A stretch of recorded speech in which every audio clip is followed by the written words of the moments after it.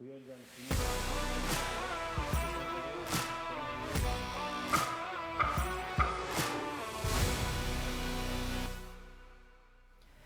우리 지역 인천시의회 의원들을 차례로 만나 의정 활동에 관한 이야기를 들어보는 의정 포커스 시간입니다. 오늘은 박용철 인천시의회 예산결산 특별위원장 스튜디오에 나오셨습니다. 안녕하세요. 네, 안녕하세요. 네. 반갑습니다.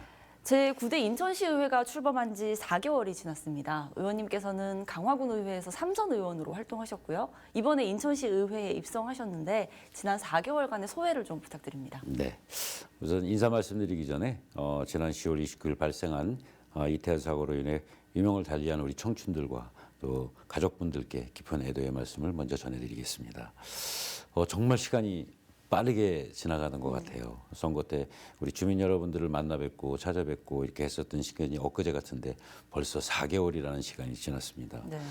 제가 군의원 3선의 경험을 삼아서 인천시에 우리가 입성을 했지만 또 인천시의 그 활동을 많이 배우고 있습니다. 그래서 정말 우리 300만 인천 시민 속에 또 강화군이 포함이 돼 있듯이 인천 시민과 강화 군민이 함께 행복할 수 있도록 인천시의원으로서의 역할 최선을 다하도록 하겠습니다. 네, 의원님께서는 이번 9대 인천시의회에서 산업경제위원이자 특히 예산결산 특별위원회 위원장으로 활동하고 계시잖아요.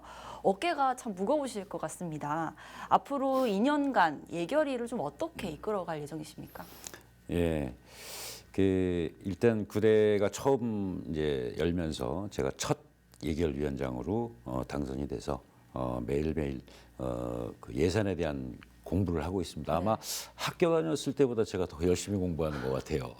예, 그래서 예결위원장으로서 아까도 말씀드렸지만 300만 인천 시민의 재정인 인천 예산을 또 견제와 감시 또 이런 것들이 우리 인천시의 곳간이 헛되게 되지 않도록 정말 최선을 다해서 노력할 예정입니다. 그리고 전에도 예산이라든가 이런 부분들이 되게 쪽지 예산이 이제 굉장히 많이 말썽이 많았었는데요. 네. 이번 제 의회에서는 쪽지 예산에 관련해서는 정말 우리가 좀 자제하는 분위기를 가져가자라고 말씀을 했습니다. 이것은 인천시와 소통이 좀 부족했기 때문에 그런 말씀들이 많이 나왔었던 것 같아요. 그래서 또 생명과 또 우리가 안전과 복지를 위해서 부득이한 예산 외에는 우리가 좀 쪽지 예산은 좀 지양해야 되지 않나 이렇게 생각을 하고 있습니다. 예. 네. 그래서 또 그 강화군하고 옹진군의 네. 또 군 단위의 균형 발전 예산, 또 민생 예산 이런 거 잘 챙겨보도록 하겠습니다.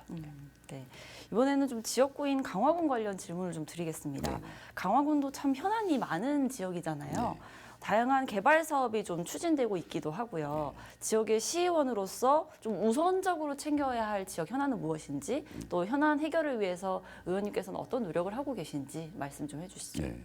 아까도 말씀드렸지만 제가 이제 군의원 3선의 출신이라 강화 지역에 대해서는 정말 누구보다도 잘 알고 있습니다. 예, 그래서 제가 또 인천시에 도전하게 된 이유도 강화군에 대한 예산이라든지 또 그 인천시로부터 사실은 소외감을 많이 느끼고 있습니다. 우리 강화 국민들은 인천시로 편입이 되면서 그런 소외감에 관계돼 있는 이런 마음을 좀 털어드리고자 제가 이렇게 인천시에 입성하게 됐고요.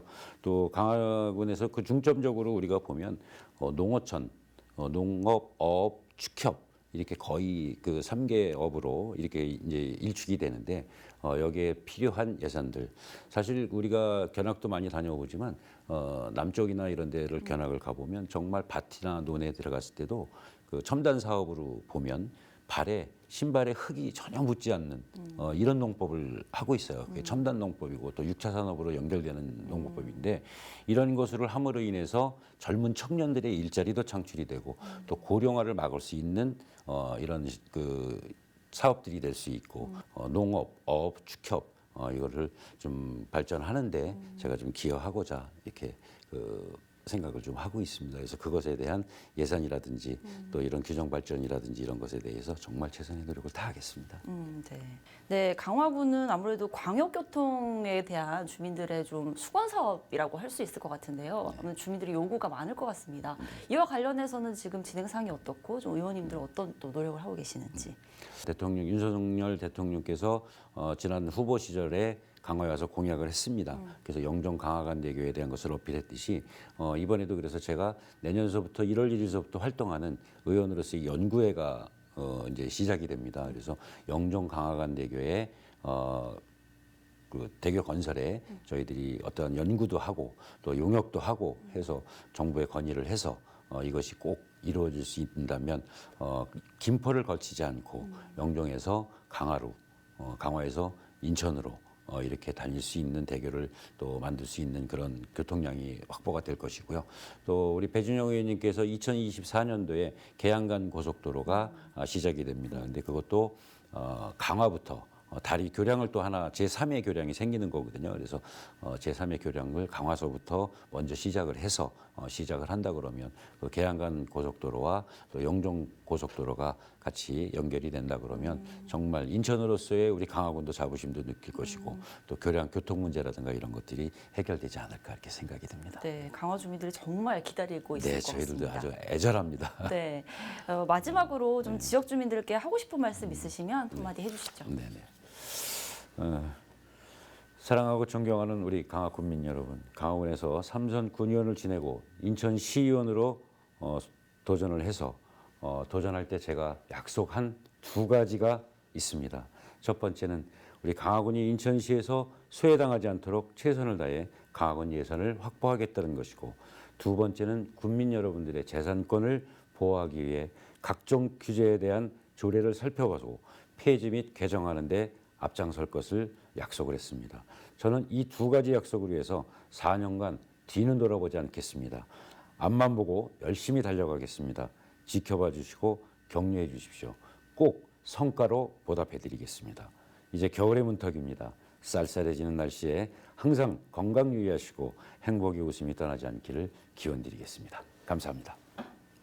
네, 의원님 오늘 말씀 여기까지 듣겠습니다. 고맙습니다. 감사합니다. 네.